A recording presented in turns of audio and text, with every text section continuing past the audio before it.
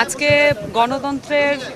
যেই আমাদের যে যাত্রা গণঅভ্যুত্থানের পরে সেটার একটা মাইলফলক আজকে। কারণ গণতন্ত্রের একটি নাম হচ্ছে বিএনপি এবং তাদেরকে আমরা স্বাগত জানাতে এসেছি এই তাদের প্রতিষ্ঠা বার্ষিকীতে। এবং আমরা যখন আলাপ করছিলাম তখন আমাদের আলাপের মধ্যে উঠে এসেছে গত 17 বছরে বিরোধী দলীয় নেতাকর্মীদের উপরে যেই হামলা নির্যাতন নেমে এসেছিল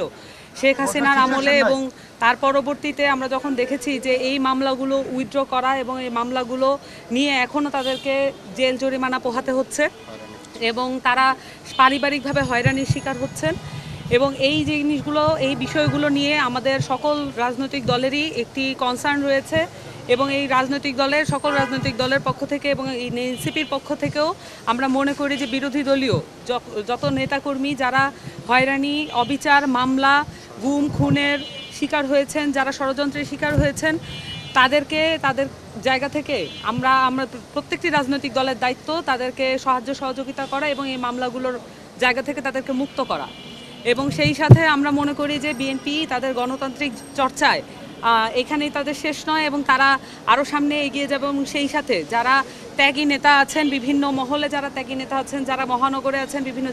জেলায় আছেন, যারা এই 15 বছর যে জুলুম সহ্য করেছেন তাদেরকে উঠিয়ে আনার ব্যাপারে, তরুণ নেতৃত্ব উঠিয়ে আনার ব্যাপারে বিএনপি তাদের অঙ্গীকার ব্যক্ত করেছে।